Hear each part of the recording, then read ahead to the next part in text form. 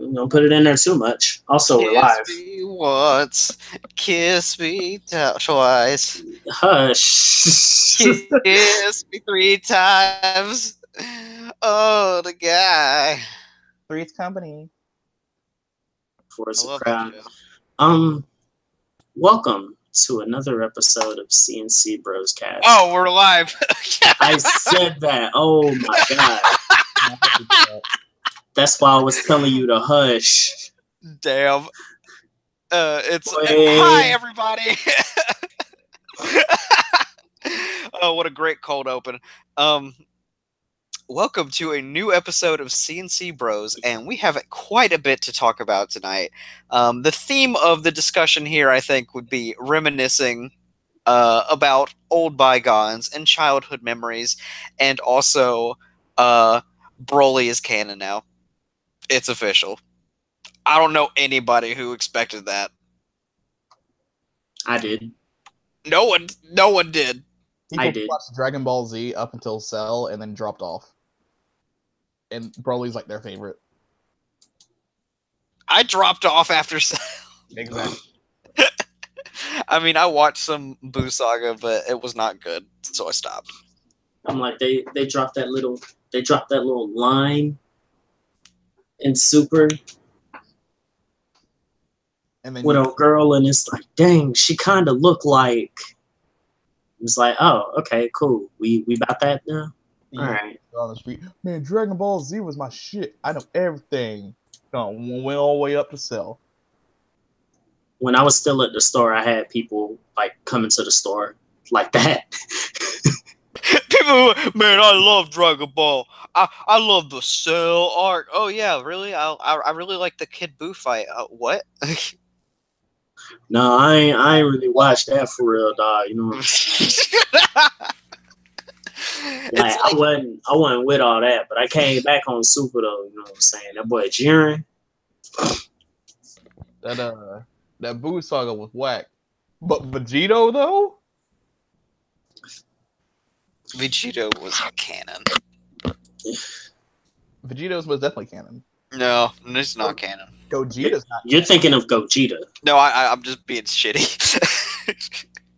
Because now there's like a war of like what can be canon and what's not canon now, and it's like, well, what else are they gonna bring in? Well, I mean, with Heroes, like It's with just Super Dragon Ball Heroes, it's fiction. like, yeah, like everything. Is that a legit anime? Yeah, it's a legit anime, Yeah. but they're just What throwing shit at the wall. It's weird because it's a convergence. Because like I did some looking on the wiki and everything, like for the manga and stuff like that, and it's like, yeah, the superheroes anime takes place after this point in Super, but after this point in Heroes, because like Heroes got its own manga and everything. I said anime a second ago, I meant manga. And like everything exists within its own pocket, and there's stuff like superheroes and like stuff from online Xenoverse, that kind of thing, just like throws it all together. Like on some Persona Q stuff. God in heaven. So where's GT fit in that? GT stuff is in it. Oh Jesus. They have Super Saiyan 4. Yeah. Like with respect to the main storyline, it's like everything in that run is canon, but at the same time, everything within its own self-contained pocket is a canon. I have no real way to explain it. The strongest power level in the universe there is Pengu.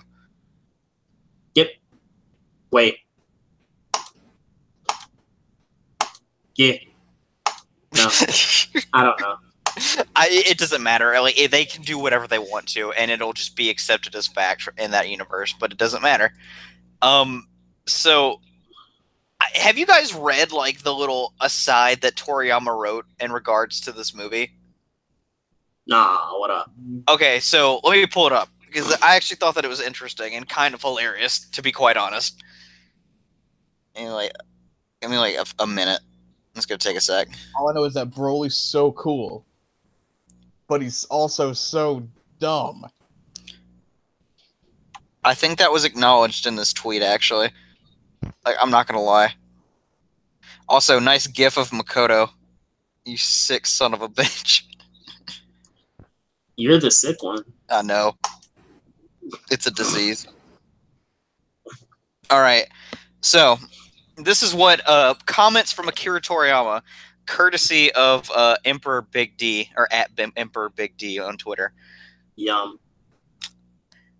Everyone, are you familiar with Broly? He's an incredibly strong Saiyan who only appeared in the old anime movies, and I apparently at least drew the designs for him, but I have practically no involvement with the anime at the time, so I had totally forgotten about the story content.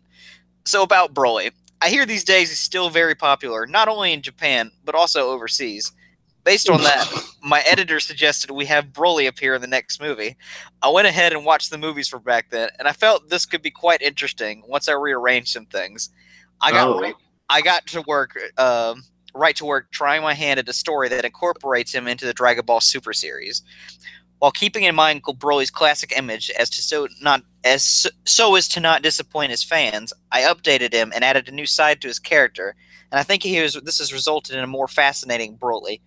Naturally, you'll get to see fierce combat, but also the paths of destiny that lead to an encounter between Goku, Vegeta, and Broly. It also involves the Frieza Force and the history of the Saiyans, which end up having a major connection to everything.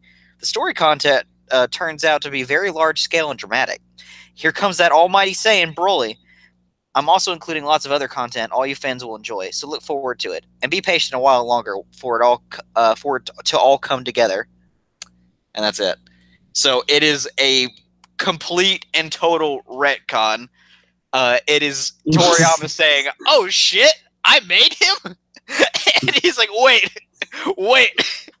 let me go back."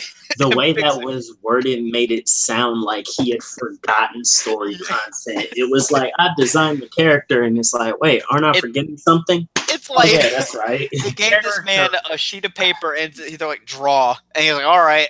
And he didn't, like, go back and pay attention to what he actually put down on paper. He got, like, a D&D character sheet, and all he did was fill out the appearance section and, like, the stats, and that's and it. He, like, I'm going to make him a berserker, and that's it. That's exactly what happened.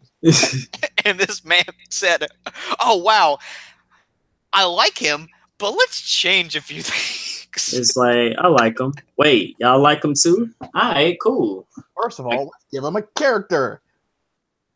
So, no worries, Shelly. It'll be a different Broly, and it won't be the one with, what was it, Disturbed, that they made a song for him? Who was it? All I'm saying is Five Finger Death Punch or whatever the fuck. I won't be able to somehow this is the same Broly from the movies, what movie would this possibly be? Because it'll have the same voice actor. Isn't Junpei his voice actor? The return of Broly. Then we have Style Broly. So which Broly would this be? It is, in fact, Vic Mignogna. God damn it. Oh, no. Oh, my God. So Vic Mignogna told this story. Honestly, all my cons and stuff run together, so I don't even know if, like, I heard him say this firsthand, or if somebody, like, told me the story secondhand, but either way, Vic Mignogna hates being Broly. Why? Throughout the series, Broly has done nothing but grunt and scream and yell Kakarot. And so, like, there's you know, somebody from Funimation, and every time they call Vic, you know, he looks at his phone and he's just like, again. And it's like, hey, Vic, yeah, we need you to do it again, man. I'm looking up Broly's theme song. I gotta know who made this. Holy crap, we have one viewer. It's by Pantera. Oh. Oh my god. I knew it was like some fucking band that I knew. Oh god. Pantera. It's called Tens. Because he's a 10 out of 5. No, like, I just... That boy got 10 muscles in each arm. I mean, I like Broly. Like, I liked the idea of Kale being a female Broly, but then they didn't use anything for Kale except for antagonism for the series to, like, pad it out. So that happened. And I wonder, I kind of want to see like Kale fight Broly in this movie. I don't. I hope that she's involved somehow, because that would just be hilarious to see her ass get beat. Kale was instantly better than Broly. She at least had a character. Not really. Nah, she had one. She had a character trait. She didn't have a character. Yeah, her character. Her character was cauliflower. Her waifu. There was more potential there than there was with Broly, even if she was kind of just like.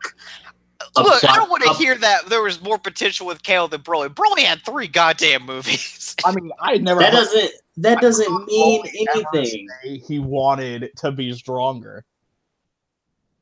Ever. Are we talking about Ichigo now?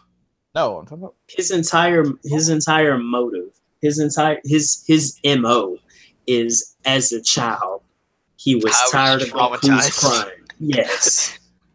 What is that? What is that? And said, yes, this is my villain. Don't get me wrong. It's a relatable reason, but is it? For the sake, just look, somebody got on my nerves enough. All that crying and fussing. As a baby. Yeah, I want to clap him too. But for the sake of the narrative, no. Listen. Like, you can do better. Drake said, I'm just saying you can do better. I want to say, I'll tell you something, though. They will probably come up with some shit where like he has the collective powers or whatever of every Saiyan that's dead, or some shit like that, and that's what justifies him being so fucking broken. Nah. And that'll be cool. The legendary Super Saiyan. Yeah, because everyone else is dead. Kind of have to be legendary at that point. I mean, that makes no sense. It really doesn't make any sense now that you think about it. I mean, when you're the last of your race, you kind of automatically become top tier. But he's not the last of his race. He wasn't the last of his race when his race got wiped out. Yeah. Unless that gets retconned in the film. But the film ain't out yet. Don't do that. We got 12 months. Not 12 months. We got like 6 months. Oh, shit. If I look forward to this movie, then I'll only have a month till Kingdom Hearts 3. Oh, God. I've been waiting for something to, like, take my attention up. This is the perfect... You have to wait on something else to calm your expectations for something else that's coming out. That's how it happens. Like, you keep thinking about something too much, you gotta have something else to take up the time. Sure. But, no, like, I'm excited for the movie. Like, do I think it's gonna be good? I mean, maybe. I'll see it in theaters with you guys. I mean, is it gonna have a boss-ass theme like Frieza, Frieza? Probably. I mean, they get Pantera to do this. Okay. But if they do, I wouldn't be mad. No, I wouldn't be mad. Like, that's just some nice ass, like, fucking continuity. What if Funimation just got the rights to that song and use it again? And they're like, hey guys, we'll pay you $10 whole to put this in our movie. Jesus Christ, are you kidding me? Not do what you said, I'm reading something else. It'll come up in our next topic. Is it Persona related? Yeah. Oh god. Let's talk about Pokemon before we get into Persona, because Persona will probably be the longest one that we have today. Oh, we had a Pokemon topic? All right. Yeah. We offhandedly mentioned just like talking about it. Like we got into that little conversation yesterday, and then a Pokemon Go community day was yesterday where they did like the shiny Squirtles, they did the sunglasses Squirtle. And sunglasses everything. Thought it was just Squirtle because Squirtle Squad in the anime. No, Who is going outside? Pikachu had sunglasses. There's a whole bunch of things that had sunglasses, I think. Oh, well, now it's completely ruined. Who are these rejects? Who that? Who are these rejects going outside still and still playing Pokemon Go?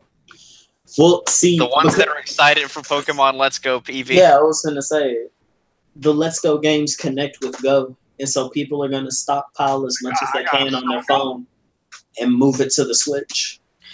And apparently, it apparently like it's hit like an all-time peak with player base since it came out.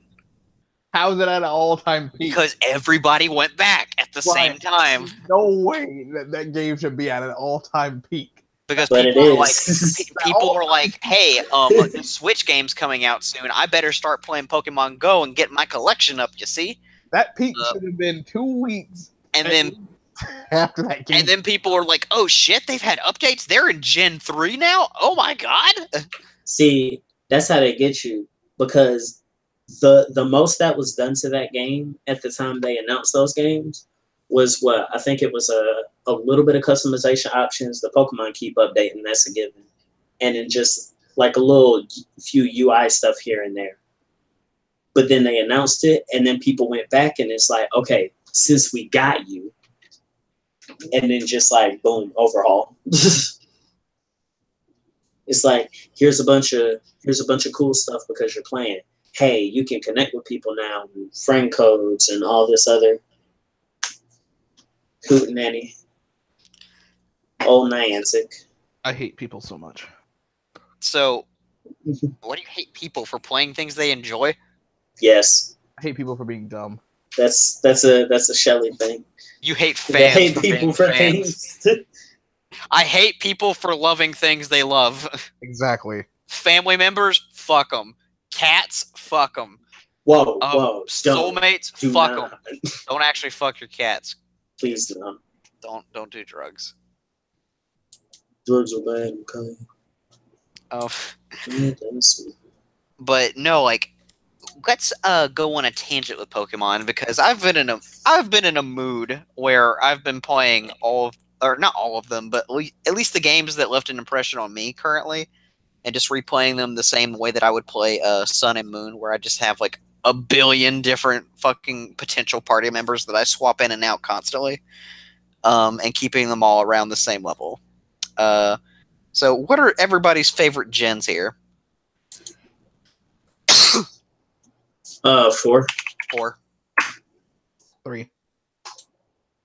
Now, name 3 Pokemon specifically from those gens that were exclusive to those gens at the time, that left a huge impression on you. Lucario, Infernape,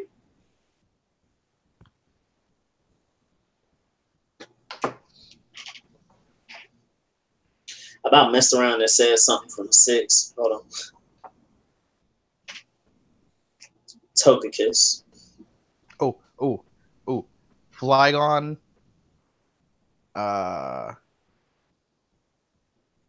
Sceptile. And Swallow. Also, I was going to say fucking Swampert. I love Swallow. Also, swap Infernape for Weavile. I'm done. I would say Togekiss, Regigigas, and You would like Regigigas. I mean, I didn't realize he existed until I got like my like super. It was like the National Dex version. It was like a paper Pokedex that's really fat and thick. With all the stuff that's on Bulbapedia, but on paper for Gen 4. I still have that. And I didn't even realize that some of those Pokemon in there like existed because they weren't in the normal decks for whatever reason. But I think it was Regigigas, Togekiss, and I'd say probably Magnezone, Because I didn't know that you could have a Magnezone. Notice how Brian's the only one who picked a semi-legendary. No, Regigigas is a legendary. Regigigas is a legendary. I don't know about Sure that. as hell is a legendary. I don't consider him a legendary. But he is a legendary. All the Reggie. That's the thing. I barely consider them Pokemon. But they are. I also didn't realize that Licky Licky existed, or Dusknoir. Dusknoir is cool. Dusknoir is fucking dope. Like, in this last run that I had, like, I became a believer. Remember when we all found out that Togepi had an evolution? Remember when they gave it another one? Yeah. Yeah, no, we were like, why'd you give it another one? They're like, because we could. Whoa, okay. Don't be like, why did you give it another one? Togekiss, Serene Grace, Air Slash with Thunder Wave. Bro, the Paraflinch? Get him out of here, dog. No, George. I think what he meant was Togetic was obviously a next step in evolution. Yeah, and then we're like, let's take it one step further. We need it to. This is to go even further beyond. Shut up, Goku. You just wanted compatibility. I mean, not compatibility. You just wanted, like, competitive viability for Togepi. What's wrong with that? Brian, are you shaming me for enjoying something? No. I'm just saying that, like, I wasn't thinking about that when I saw a Togekiss, and I was like, oh, well, I mean, cool, but why are we doing this again? And then I saw that it learned Aura Sphere, and it made me happy. I wanted to. Go ahead. What, Shelly? I'm shaming you for enjoying something. Always shame everything. You did. No, I saw Togekiss design and I was with it. It was after the fact that I was like, oh yeah, this is good. But wait, why do you know Aura Sphere? Why does it have Aura Sphere? Yeah. Because it has a lot of Togekiss utilizes Aura. Borealis. Yeah. Pretty much a bird. Rhyperior too. I didn't know that existed. I knew a lot about Electivire because the anime in Gary. And that was about it. The whole Talo tree and the whole Starly tree, like, of evolutions, I really like them. Staraptor's the GOAT. Yeah, Staraptor's like legit. Yeah. I think out of all the birds, like, Staraptor definitely for me. I haven't used Staraptor a long time in any of my Gen 4 playthroughs. It doesn't matter, like every time I play Diamond or Pearl, I'm gonna get a Staraptor. Yeah. Yeah, I always get a Crobat, and it's not a bad thing, but, you know, I mean, I always get a Crobat, so I end up not needing, like, a Staraptor. And I always have better fighting types anyway, too. So I don't need close combat. But it knows close combat. My second favorite gen would probably be, in terms of just playability,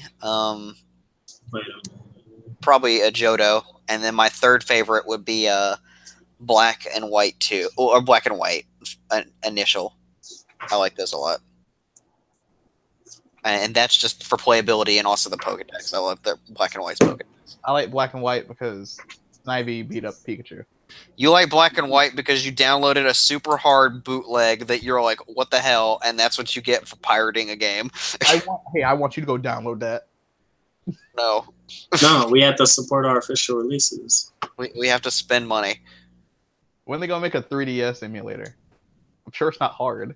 It exists. Yeah, because all those games can be played on a 2DS. It's not hard at all. Well, no, like there is a 3DS emulator. I need a good one for my phone.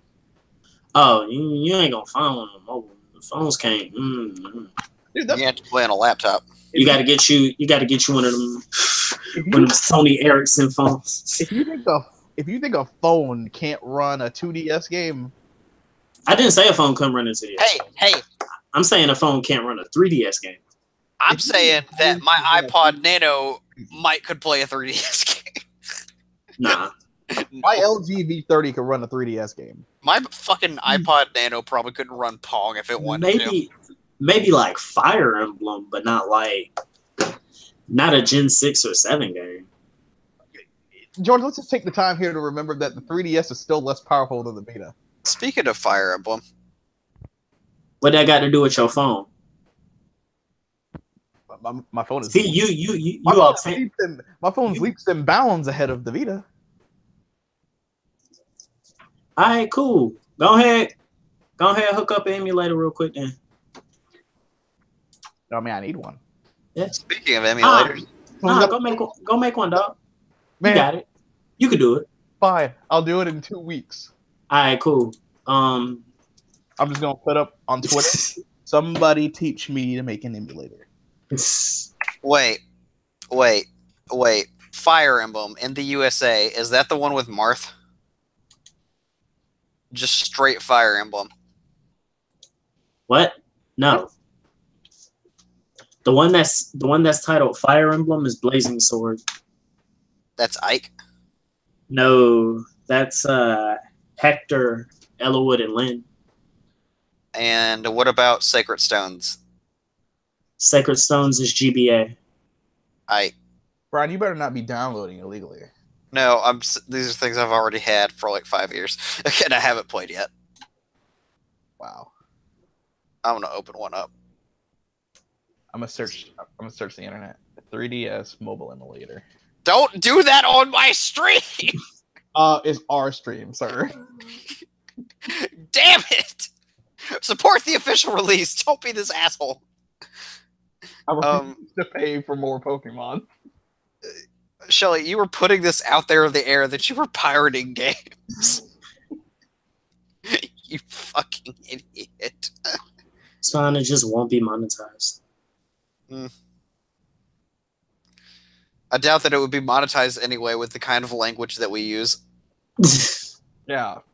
Fuck. Yeah. Oh, wow, this actually does run pretty well on emulator. I'll play it later. Wait, what was it? Fire Emblem Sacred Stones. What was that? The Game Boy? Brian, I streamed Sacred Stones from an emulator. Oh. You saw it. No, I didn't. What was that? The Game Boy Advance one? Yeah. Why wouldn't it You be? talking about why wouldn't it? Hey, I was just saying how good it looked. Now, I remember when I had my, I think my Galaxy S4, it couldn't do DS games. And then you got a new one, and you started like going crazy with like Diamond and Pearl, and then you tried to play Platinum, and you just didn't play Platinum for whatever reason. You're like, no, I like Diamond better. I was like, Shelly, you're an idiot. No, it was. You said, and I quote, I like Diamond better. I didn't like Black and White because it just looked worse. I was like, how is this next game, but it looks worse? Only Nintendo. It's because they added full-scale animations for everything. Care. That hurt the graphical fidelity for it. He's telling me it wasn't that. Now, I'm not saying that Gen 4, like, Heart Gold, Soul Silver didn't have beautiful sprite work, because that was a poppin'-ass game. But I will say that I've never made it through the post-game of Soul Silver. I always stop playing when I get to Suicune. I always stop playing, and then I give up. And I stop giving a shit. I should probably go back and give a shit. Jesus. But no, I like Gen 2. I just hate the Gen 2 Pokedex. Does that make sense? No. That makes perfect sense. George, back me up on this. Say that one more time. I like Gen 2, but I hate the Gen 2 Pokedex. Why? Because not enough type diversity, and steel types and dark types are like the rarest fucking things on there, because there's only like 2 Pokemon each. You gotta account for the times, my guy. I take that back. There's 3 dark types, I think. There was Weavile, No, there was Sneasel. Sneasel, excuse me. Sneasel,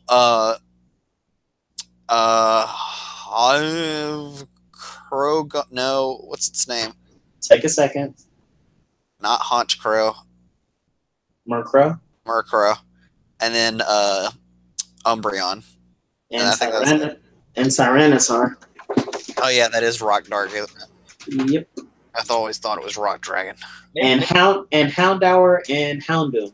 Oh, well, okay. There's 5. That's not a good diversity. Let's see. Look, it's not my fault you can't count.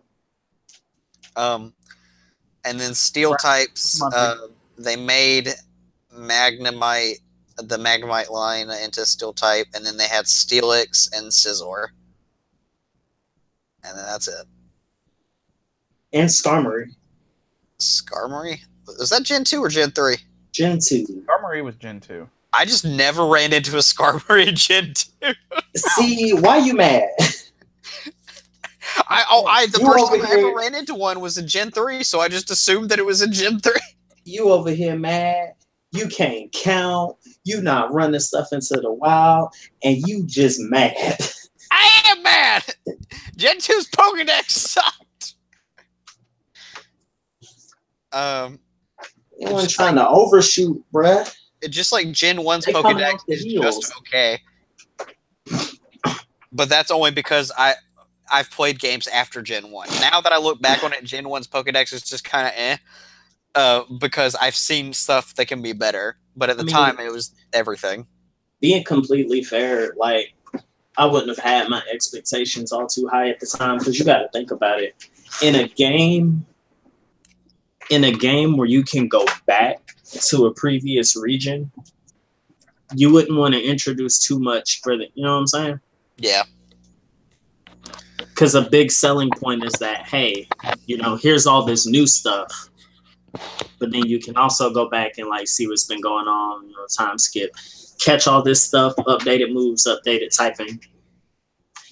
They were trying to build up, not rehash. That came with Gen 3.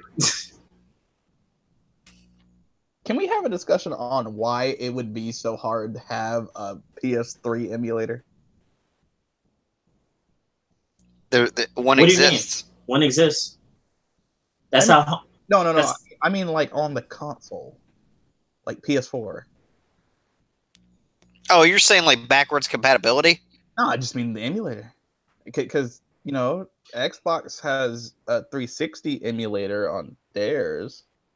That's completely software based.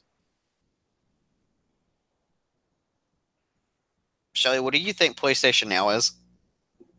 That's a streaming service. Those are game streaming straight off of PS4. Yeah. I was going to say, I'll back them up on that one. But the PS4 can handle the streaming because it's still streaming a PlayStation 2 game. You gotta understanding about how streaming something works. Oh, is it because it's pulling it off of a different source and not the source from the hardware? Yes. Okay. Yes. That's exactly why. That's how like Resident Evil 7 cloud-based on Switch it works. Yeah. Which Capcom, why are you doing that? Jesus Christ. Yeah, that seems a little bit weird to me. Yeah. Money! It's great, isn't it? Just like why Snake is in Smash. That's not a bad idea, but what Konami did to him was really petty. What did they do to him? Well, you see how his logo in the game now is the exclamation point instead of the Foxhound logo? Because the Foxhound logo is the old Koji Pro logo. Don't they own the rights to the Foxhound logo? I don't know. Even if they did, you think they want to use it? You think they want to give him that kind of attention? Yes. They took his name off of his last game. Like, he couldn't put his name on it, Brian. Anyway, no. He did a bad. Offset. No, that was dirty of him. But no, Pokemon. I love Gen 5's Pokedex. Some people shit on it but there's a lot of sleepers in there. Like, you need to be careful about like sleeping on Gen 5. Like, but friends don't let friends use like Maractus. Haters never feel me like Maractus. I'm putting them in caskets. Shouts to Shofu. Which gen is Gen 5 again? Black and white. Black and white 2. Nobunaga's Conquest. Conquest was a Gen 5 game, wasn't it? Yep. Look at that. That game I never played. I heard it was actually like really good. Like story-wise or gameplay-wise, because Mystery Dungeon is pretty good story-wise, but not always the best like agency with gameplay. I heard a little of both. My understanding with like Nobunaga's Ambition is that it's like hella tactics based, so it's like Pokemon Emblem, I guess. I can dig Final Fantasy Pokemon. Or Final Fantasy Tic Tacs, as I found. That fucking image cracks me up. You done? Yeah. I just remembered a meme I've saved on my phone, and it made me happy. You're welcome. I don't know why I think I sent that to you, because I had that same image. I think I put it in the chat. Nah. I think that's why you have it. Nah. But no, Nah. I gotta say though, like, what's your least favorite gen? No, you don't. 5. Well, no. I say 5 out of like a very mean-spirited bias. If I had to be for real, I'd say honestly either 5 or 7. Yeah, I was gonna say like either 3 or 7. Because I like the nostalgia I have for Gen 3, but going back and playing it again like twice, it's not fun. it really is a slog, and there's not a lot you can do with it and stay on top of things. Does that make sense? As far as Pokemon teams go, like there are definitely good and bad Pokemon to use in that game, and unfortunately, like to do well, you have to use like a specific set of Pokemon, or else you're gonna have a bad time because of water and bullshit. Yeah. Gen 3 also had a problem of having like non-evolutionary line Pokemon that were kind of good, like if you were playing at low to mid tier like challenge of battling, but if you wanted to like take it a step further and go like, oh, Elite Four, well, that Soul Rock suddenly isn't looking too hot, is it? Well, it depends. I don't know the Gen 3 meta. That was right when I started to care. But it did have Flygon, and it did have Metagross. Flygon, the truth, man. I still say Flygon not getting a Mega is probably like the biggest crime that the series has ever committed. Speaking of biggest crimes the series has ever committed, let's talk about Gen 7. Dang. What's that again? That's Sun and Moon. Sun and Moon. And then Ultra Sun and Moon. Sun and Ultra Moon. I don't like those games. Like, I like the ideas presented by the games, but you like the idea but not the execution? Yes, and also it was a little bit too different too soon, I feel like. And my biggest thing about too different too soon would be the Ultra Beasts, because that was like a shit ton of content and like stuff added on, and it made it needlessly complicated. Because it's basically just an excuse to like get like 8 new different legendaries in a game. I mean, that's not as that that was a problem that what gen did that? Was it 4 or 5? There was a gen prior to 7 notorious for like just package shipping like a team of legendaries and just ugh. I think it might have been either 5 or 3 because 3 had a shit ton of legendaries in it. It was 4. Was it 4? Reading it on Bulbapedia right now, Gen 4 is tied with Gen 7 for the largest combined amount of legendary and mythical Pokemon. Oh, yeah, you're right, because they did have a shit ton in post. With 14. Okay, so let me try and name them all. We've got Dialga, Palkia, Giratina, Mesprit, Uxie, Azelf, that's 6. We've got Heatran, Regigigas, Darkrai, Lunatone. No. Or what not Lunatone, Cresselia. Cresselia. Yeah. That's 10. And then Shaman's 11. Shit, I'm running out of fucking... Lucario's not a legendary. Manaphy. Manaphy and Fione. Fione. What are you at now? That's 13. Arceus, 14. Arceus, 14. Well, Fione probably doesn't count as a legendary. The clause is that if Fione is counted, then that makes it 14. Damn. I don't know why I wouldn't, but I don't know why I would either. It's weird. And then Gen 7 has the 4 Tapus or whatever. Yeah, Gen 7 has the Tapus. And then all the Ultra Beasts.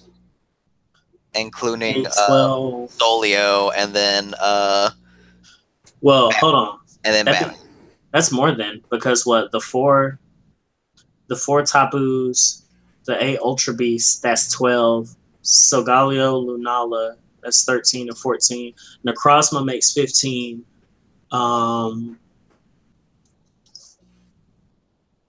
Who else?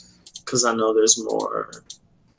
And then Ultra Moon and Sun and Moon added like a few more Ultra Beasts, I think. Like 2. Wait, there were 8 before Ultra? Oh, I don't know. The Tapu had 4. And then you have legendaries from each game, so that's 6 right there. Hold on, I'm finna look. How many legendaries does this shit have?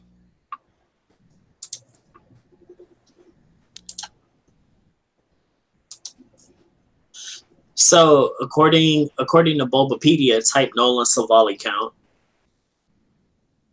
Oh yeah, because there's only 1 in each game. Well, that and their Arceus clones. Or attempts at Arceus clones. So 1, 2. Oh yeah, that's right. So Galleon and Lunala come from an evolutionary line. So Cosmog and Cosmoem. So that's 4. Because Cosmog, Cosmoem, Solgaleo, Lunala, 4 Guardian Deities, that's 8. Type Nolan Sovali, that's 10.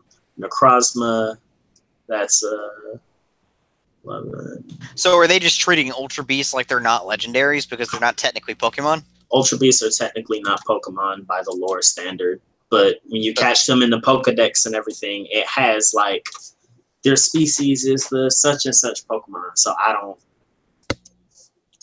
Up for debate, I don't know. But yeah, they don't seem to count the UBs. That's bullshit. Anyway, I don't like the pacing of the game, and I don't like the island trials. The island trials sucked ass, and the overworld of Sun and Moon was really awful. Like, really, really bad. And I get it was probably to save space, but they could have jammed so much content into those islands, and there's like nothing to do. And it's extremely linear. Like, they tried to make it not linear by encouraging exploration, like, as you, like, progress and to go back around the islands. But, like, they're so, like, There's so little like divergent paths like on the islands that I mean, what else can you do?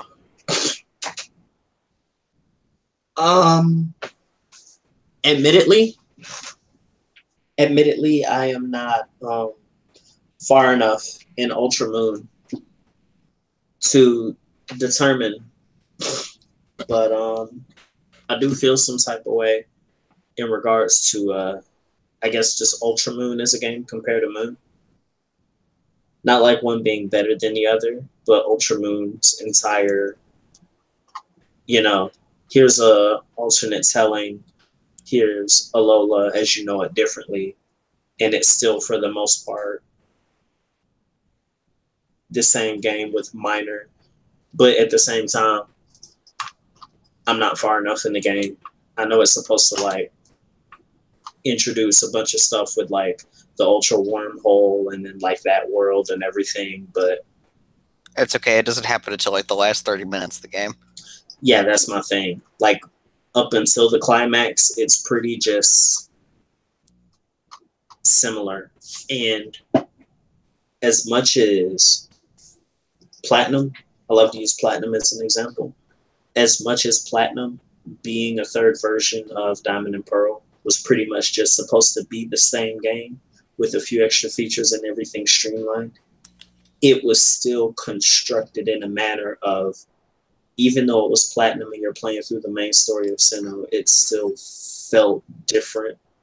Well, they improved the pacing, and they changed the order in which you visit gyms, and they made the 5th gym from Diamond and Pearl like the 3rd gym now. Well, I mean, yeah, grain of salt for that for real, because like Platinum felt so different, and that's a rewarding thing, but at the same time, Platinum was also trying to fix the stuff that like Diamond and Pearl had screwed up. So it's like having 2 fire types the entire game.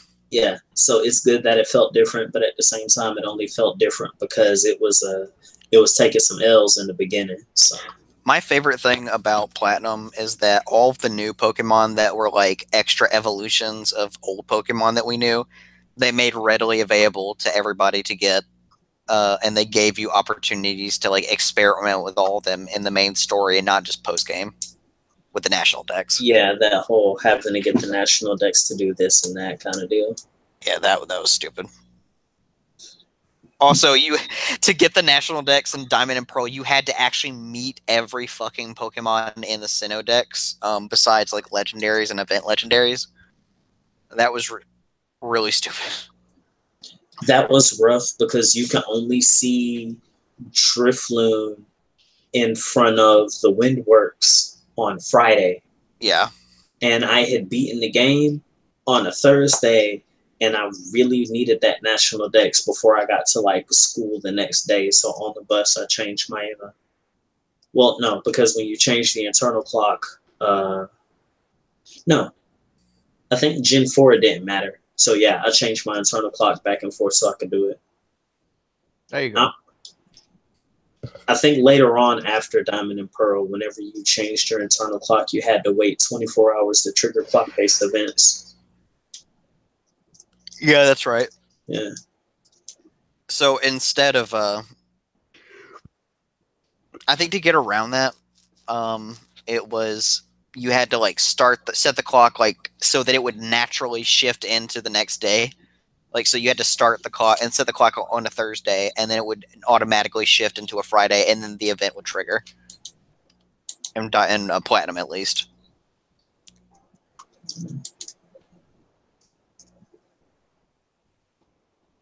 Oh, yeah. No, I saw that post, Shelly. And what was your least favorite gen, Shelly? Of the ones you played.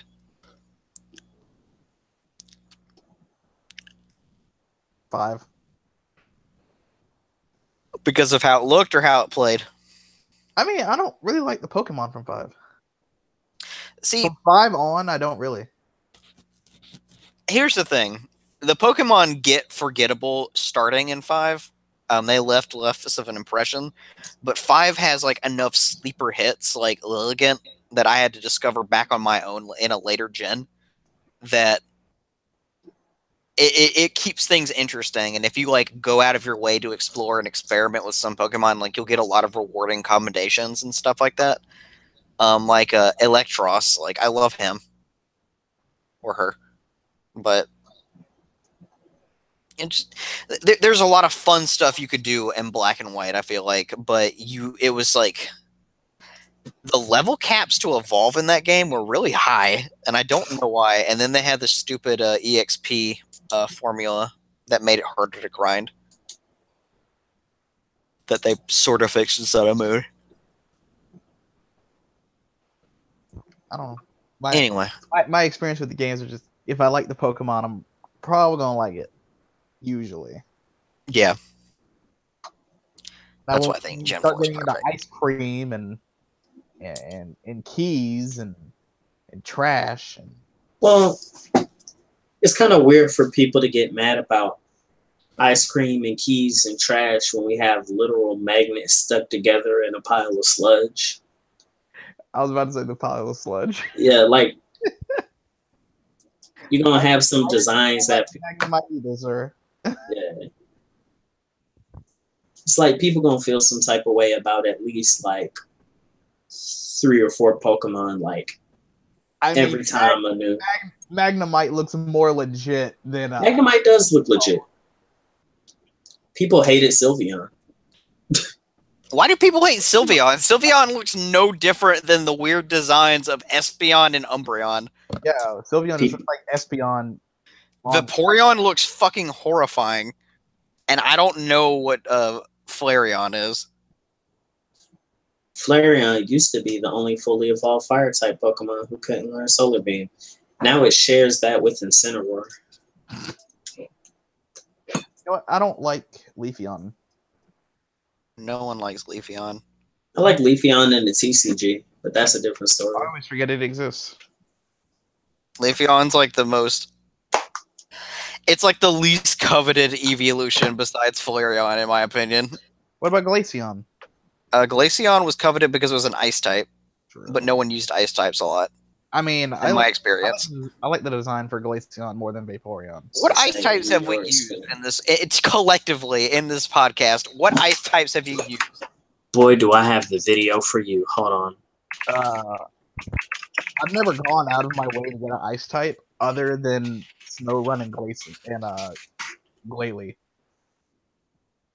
See, I've used a Snorunt that evolved into a Frostlass. I've used Articuno, and I tried to use a Sneasel at one point, but I hate ice types. The ice types are some of the most redundant Pokemon. Oh god. Oh god, Mamoswine. Oh no. Oh yeah, Piloswine. Hate that shit. All right, viewers, if you're I didn't like any of Dawn's Pokemon from the anime. Yeah. Viewers, if you're lurking around in the chat, I shared a video. It's linked to False Swipe Gaming's How Good Were Ice Types Actually. It's a good watch. You get a little bit of time. It's like not very. I remember watching how good Azumarill was in the meta back when it ruled for a brief moment. Gen 6 gave you them things. Still did in Gen 7. Like, goodness gracious, Belly Drum to play rough. Like, you wasn't messing with it. Same thing with Belly Drum, Aqua Jet. I just want Darmanitan to like be a little bit better competitively. I forgot Jinx was a nice type. No one used Jinx. Why? Because she was black. No, no one used Jinx because Jinx was too hard to catch when you were younger. Bro, Jinx slapped in Gen 1. Ooh. Tell me when you used a Jinx. When you've legitimately used a Jinx. My stadium run through. When I played Gen 7, I think I was playing Moon, and I caught a Smoochum, and I friendship evolved it into a Jinx, and then I never touched it again. When my radio station switched to Super Bass. Stop. Fuck off. You can't ask me when's the last time I used anything because I play randoms on Showdown. I use everything. Everything. Ask me about that time I beat the hell out of Nathan because I picked a gold bat in Stadium. Oh, I think maybe I caught a seal once. Seal's a water type. Dugong's the ice type. Yeah, I know, but I caught the seal and it evolved into a dugong. Oh, Boom. nice. Dual typing, my guy. I think it's about time we talk about Persona 5 and 3 D. George.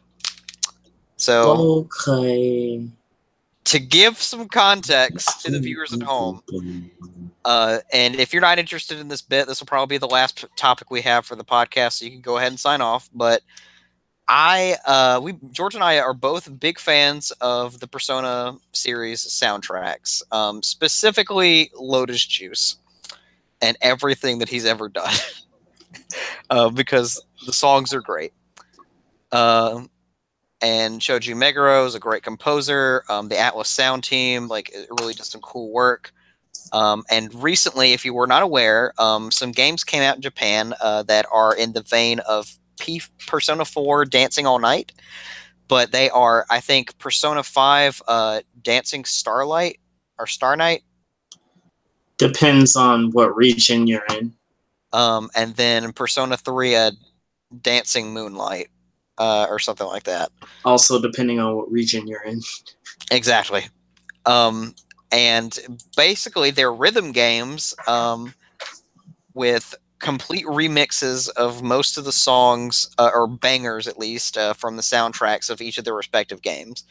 And sometimes they pick some of the trash songs too. We're gonna find that out tonight. Oh yeah, we are. So George commissioned me. He said, "Brian, I want you to listen to these soundtracks before we do our podcast tonight because I didn't want to say talk that. about it." You asked me to listen to the podcast. The soundtrack. I asked you to listen today because I talked about reviewing it yesterday, and you said, "You know what? I'm gonna do it too." And so I was like, "Okay, I'm gonna hold you to it." And then you told me to do it, and then you asked me to do it, so then I did it. I played these soundtracks at work, and then I watched them at home when I got home. Oh boy. I'm gonna go ahead and just start off with the most obvious thing that I could say about these soundtracks. P3D soundtrack blows P5D's out of the fucking water. Yeah, it does. It is so good. I would buy that if it was available for me to legally purchase at this moment. I would buy it. Like, it's that good. And then P5's is honestly a bit of an embarrassment. Like, there's some good songs in there, but I think P5 has like 7 tracks that are just rips from the game. Like, they didn't even touch them. Both of them have songs that are set up like that because P3 I think only has like 3 or 4 because they're classics. Before you back that up, hold on, I'm gonna pull up a playlist. Hold on, how dare don't pull up the playlist. Pull up the track list. Where's the track list at? The Megaten wiki. Send me a link. How dare this video have footage from Pokemon Revolution? Because it was a game? Because it was a shitty game. Also, George, did you notice that Dragonite in Pokemon Revolution had the exact same animation of getting stunned that he did back in Pokemon Stadium? Yeet. Like, it's the exact same animation. I want to talk about the Persona 5 Dancing in Starlight soundtrack first, because that's the first one that I listened to, and I'm so glad that I did. So we're not gonna touch the DLC songs because those aren't here. Yeah, that's why I was saying, oh god, because I was not able to listen to those. Otherwise, I'm gonna Otherwise, pull I up the would playlist on YouTube, like, just for reference when I'm like talking about these, because I'm not gonna remember everything that I Okay. wanted to say. Mhm. Hold on.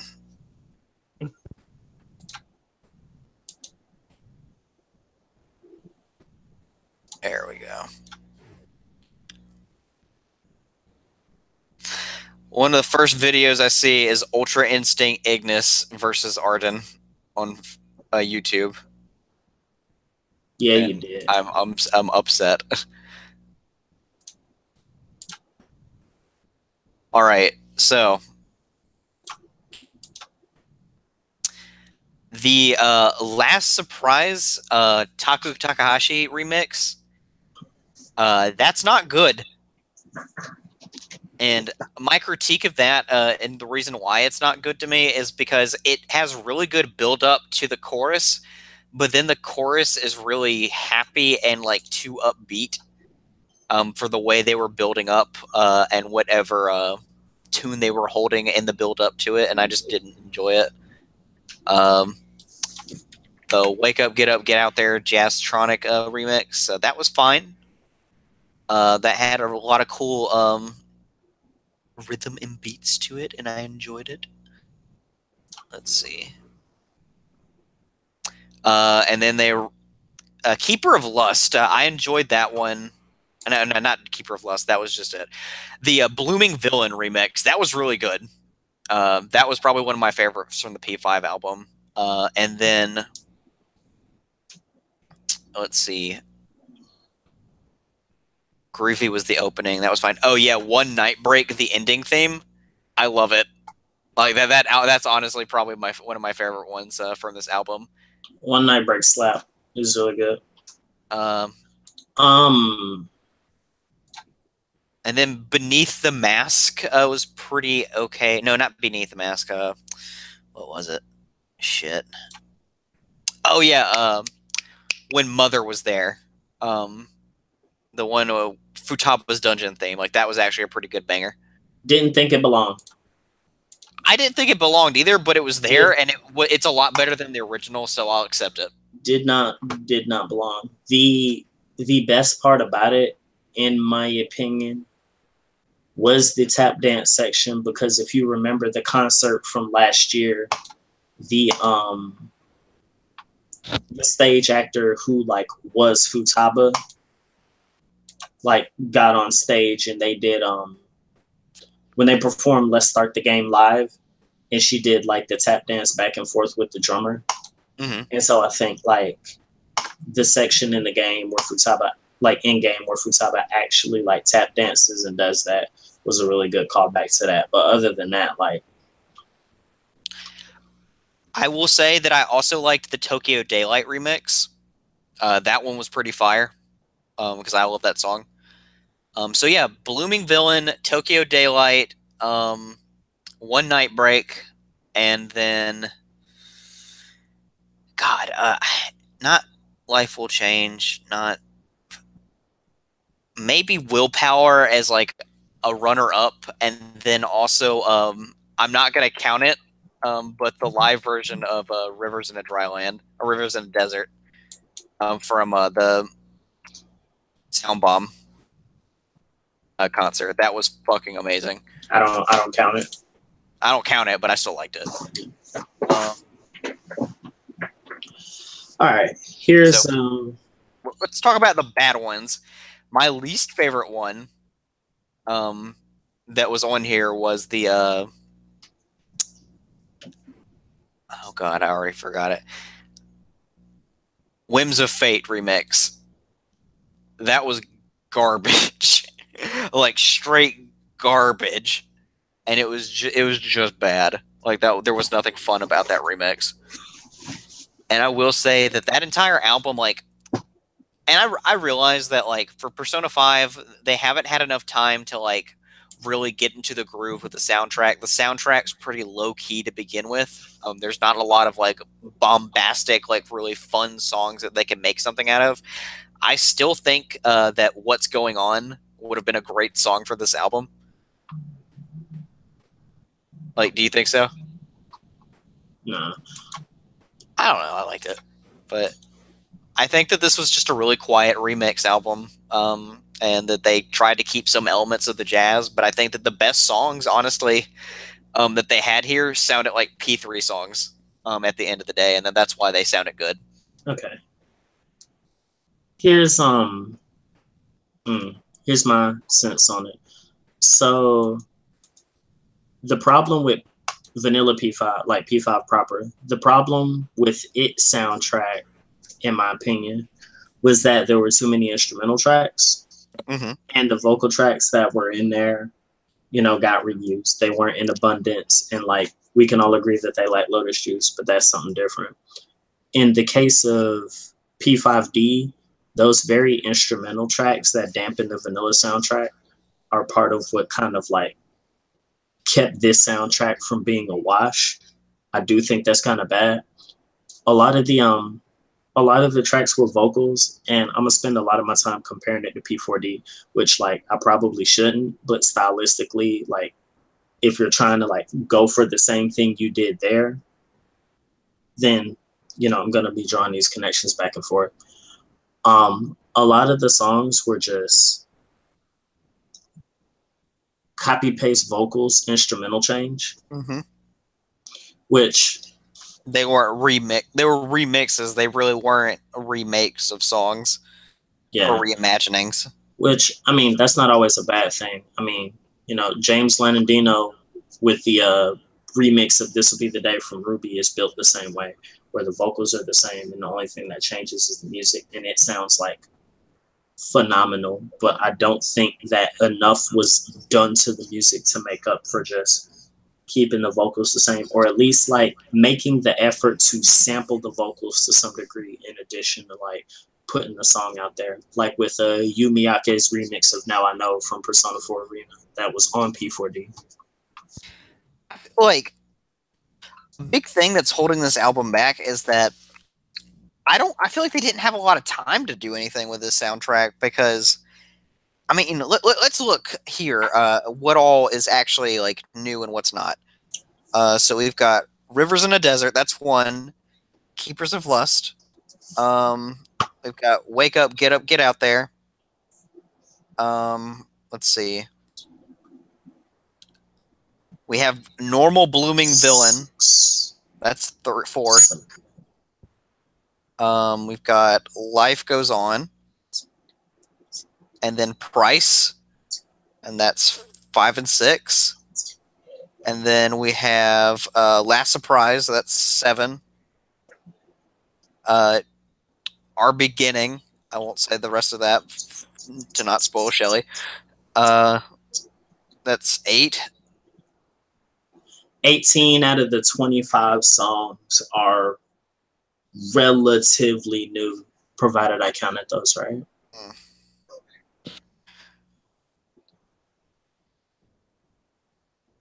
Oh, and then we've got the end of credits song. Which for P4D, its OST alone was enough to encompass 2 discs, and all the reused songs were just placed on the second disc. But it left for a... And to be fair, P4D also had a story. These games apparently like keep interactions between characters, but lack an actual story. So background songs for the visual novel portions and things of that nature are completely like left out, which is why you know, P4D had that abundance of songs that P3D and P5D lacked. So that's also worth noting, but I'll chalk every big problem with both of these games. It's not just something 5 suffers from, although I think 5 suffers from it a lot worse. I always chalk it up to the fact that they tried to develop and release 2 of these at the same time instead of, you know, focusing time on one and releasing it as such. Because these feel like...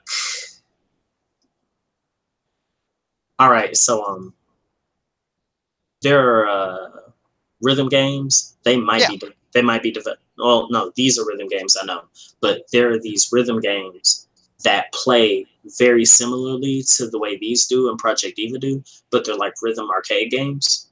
there were some in the game room at Comic-Con, and they might be Sega developed because they have a bunch of Sega songs, like stuff from Sonic, stuff from P4D, whatever.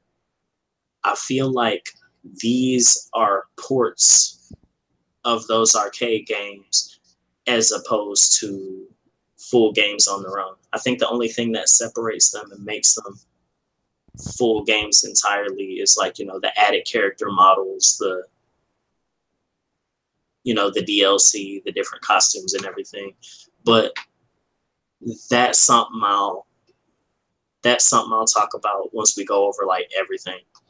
All in all, P5D soundtrack, weak in comparison to 3, definitely weak in comparison to 4. Granted, 4 had a lot more to work with than both of them. The instrumental tracks that were like, you know, you can vibe to and like kind of kept you going in P5, they do help out here. Some pretty good remixes. If I had to say the best one, then I think it would be Hoshito Bokoroto, the Tofu Beats remix. Yeah. Yeah, it uses that good mix of, hey, you know, I'm gonna sample this song and make something, but also we're gonna keep the song in it that I like spoke about earlier.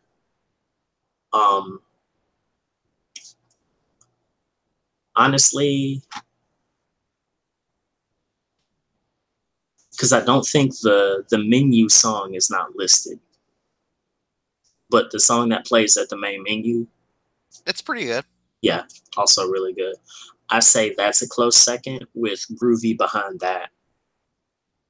And then pick anything with words, and it's probably the weakest entry in the soundtrack. Well, let's move on to a P3 soundtrack. Whole thing is fire. Next question. The whole thing is fantastic. I was more gonna say like I was just gonna give my experience with the album because some of these I don't even remember in the game because they're so like these are so remixed. And some of them are just completely done, and I don't even recognize like the original song. Well, that's a good thing. Well, mind you, some of them are also P3P. That's right. Well, I played P3P. Well, not just P3P, but the Monaco route of P3P. Oh. Like, you had to play as the female character to hear some of these songs. I don't remember Time. Yeah, that was... and I don't remember Wiping All Out. I don't know. Yeah, Time, Wiping All Out, and I'm pretty sure Way of Life were like all Monaco route songs. Because Wiping All Out played as your battle theme instead of Mass Destruction. And then I don't know what Time and Way of Life played in replacement of. And then Soul Phrase was the P3P opening. Yeah. I loved Soul Phrase. I had never heard the whole thing. Soul Phrase is a good song. Yeah, I appreciated that. Like, I'll actually download that as soon as I can. Oh, we're done. But Brand New Days, I think, was probably one of my favorite remixes on this album. But I can't even say it, Yuyo Yube remix. Mm-hmm. That was really good. And then Deep Breath was really good. And then I don't think shit. There was one I don't know if it was Heartful Cry or Way of Life. But that was really good. The one with Igus in it. I don't know if you were watching the ones with the music videos or just the songs. Both of them have Igus in it. I appreciated those. And then the Memories of You remix was super good too. Like, I appreciated that one a lot. Something, well, hold on. Let me Atlas Megaro remix. Let me pull that back up. Remember how that sounded. Something I think this game had an unfair advantage over, and this is kind of where my hipster comes out. Lotus Juice? That, no. Well, yes, but no. This... Hold on. Okay, yeah, nah. Actually didn't like the Atlas Megaro remix of Memories of You because it sounded like a riff, like ripped from P5. It's just like slap Memories of You over it. In fact, it was like the riff that plays before like the chorus of being on the boat in Shido's palace. That's what that riff is. I didn't hear it. I kind of blocked out P5 when I was listening to this because I was like, this is just so good. Yeah, but Mass Destruction, the new remix for that, that was really good too. This game kind of cheats in the fact that there were remixes of P3 songs made way back in like 2013 or something like that, and they found their way into this game, which I mean I'm happy about anyway. I say it cheats, but I say that for like a better word. It's like, did you watch the Aria of the Soul one with Elizabeth dancing? No. You should watch that one. That actually made me laugh out loud. I listened to all of these on SoundCloud because I was driving when I listened to them. I had the idea to review the soundtracks weeks in advance and only kind of brought it up yesterday. But I was driving home like last week or something, and I just listened to both of them on the way back. But yeah, no. Ironically enough, all of Monaco's songs are so great, and it sucks that she's just not in the game. Yeah. Because, oh my God, the first time I heard Time, beautiful. And then the same thing with Way of Life. Wiping All Out was okay. Out of her songs, I'd say Wiping All Out is probably the weakest of the three. I do like that they got Hideki Naganuma to do When Moon's Reaching Out for the Stars. That was amazing. And people were okay, so for those who don't know, Hideki Naganuma is the guy who did most of the music for Jet Set Radio Future. He didn't do all of it, but most of it. He did music for Sonic Rush Adventure, and a few other things. So they got Naganuma for P3D, and people were flipping their lids, and they were hoping, we're gonna get some Jet Set sound and stuff. Nah, man. When Moon's Reach for the Stars sounds like the most Sonic Rush thing I've ever heard, but I love it all the same. It's beautiful. Just because, one, it has a really good sound, but also just the irony. I'm biased just off of that irony. The Lotus Juice remix of A Deep Mentality, disgustingly good. Which one is that? What'd you say? A Deep Mentality? Deep Mentality, yes. Yeah. Yes. That was the one that got me, I think. That and Deep Breath. Anything that Lotus Juice was involved in on this album was just good to begin with. Yeah. I mean, I vibe with Deep Mentality more so just because, like, that Deep Mentality was an instrumental track. Like, in Vanilla P3, there's, like, nothing to it besides that sample voice. And he was like, you know what? I'm gonna write a couple verses, and we're going to do some stuff to this. And it's got, like, this fat halftime groove that's nasty. And then all of a sudden, it turns into a club joint. So I'm like, you know what? Yeah, no, this fit the bill. Like, this, you say Persona 3 dance game, and, like, that's what I saw. Well, that's what I imagined, and that's what came out. Which one of these tracks had sick dubstep in it?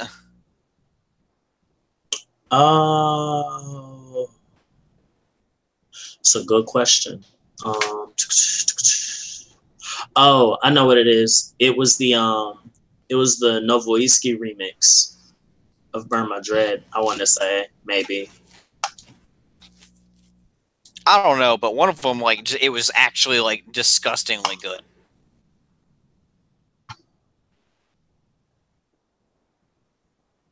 it was either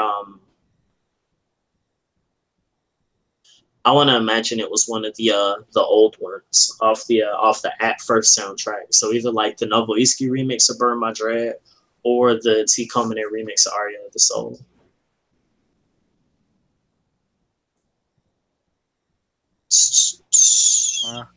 Shelly, are you still with us? Chew. So What a beautiful Duang Chu. what are we gonna be playing soon? Spider-Man. When does that come out? October? It's not as soon as I heard it. I started Detroit Become Human tonight, and then come Friday, I'll be playing Octopath as well. I've been playing Hollow Knight, and that is super fun. I love it. Metroidvania games are like my niche, and it's challenging, but it's super rewarding when you do get past something that's extremely difficult. But it's not like frustratingly annoying like Dark Souls is. So I beat Detroit in 2 days. You're in for a ride. Just so you know. I know what happens to an extent because I watched some of the Game Grumps playthrough. That's where you messed up. Well, they only got to a certain point and then they stopped playing, and then I like don't know the rest of it. I think they were only like a fifth in. Well, I mean, doesn't it change the game as the choices go? Yeah. Yeah, and I'm already playing differently than they are, so I'm getting something different. Unless you're just gonna pick whatever the fuck they picked. I'm not though. I've already deviated significantly. I'm trying to make Connor into a sort of like logic-driven asshole, and I don't know what I'm gonna do with Kara yet. I haven't decided, and Marcus will probably end up being a hardcore vigilante, like to the end. But I may change my mind based on what I see, but I don't know.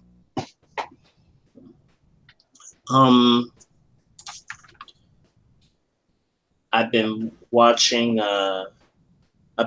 Millie play through the Kingdom Hearts series, and in the spirit of good faith and masochism, at the end of her 2 final mix run, I've made the decision to just like do her post game, and by do her post game, I mean do her boss fights. So I've killed all the absent silhouettes. I've gotten to the Cavern of Remembrance, and so my goal is to Data 13, maybe Sephiroth, and then not Terra. On top of that, I'm trying to finish Tokyo Mirage Sessions, and this week I'll also be playing Octopath. Also, just recently bought Pocket Rumble 2. It's a fun game. Ooh, I have been playing Final Fantasy IX, and it was its 20th anniversary or 18th. I can't remember. Either way, it recently had a birthday, and I was playing it, and I'm about to be done with Disc 1. We'll see where it goes, but I appreciate the quality of life enhancements that this game has given me on PS4. It's not as good as the 7 port, I feel like, because it gives you too many ways to cheat the system, and also the trophies are a lot fucking harder than 7. And I don't like the way that you like have to like go into 2 times speed, or like not 2 times speed, but like 4 times speed on this one. Yeah. Because you gotta like pause the game and then you gotta press L1. Whereas in 7 you could just press the left joystick down and it would like 2 times the whole thing, or 4 times it. And I thought that was pretty neat. So it's going along slower, but it's a good game, so I'll enjoy it while I play it. But right now I need to finish Hyrule Warriors, not Hyrule Warriors, Jesus Christ. Fire Emblem Warriors. and then I'll be playing. I'll probably be playing Octopath and Hollow Knight like in tandem when I'm like away from my house, like at work and shit. I've just been playing Pokemon because I got bored of playing like my Switch for a while.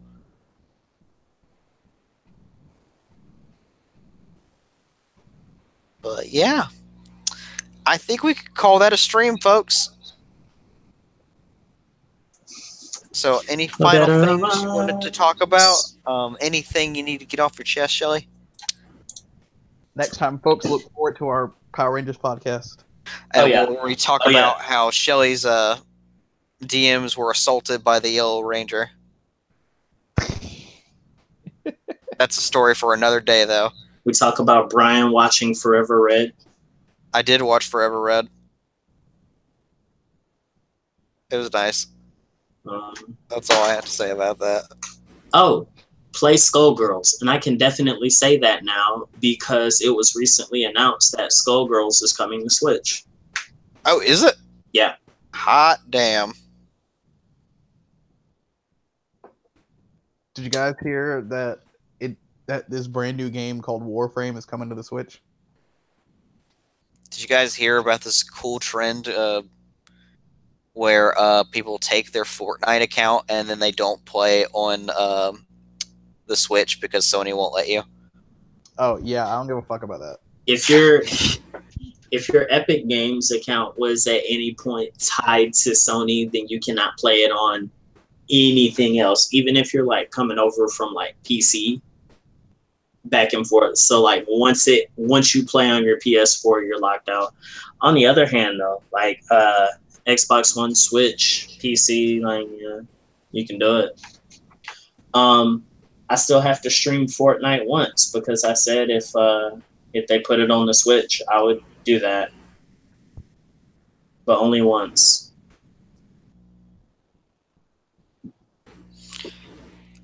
We should wrap this up. I'm about to fall asleep. No, you're not. No, Yeah. I'm not. I just sent you that hot fire. You ain't finna fall asleep. Damn it. Anyway, good night, everybody. Have a good time and play Skullgirls.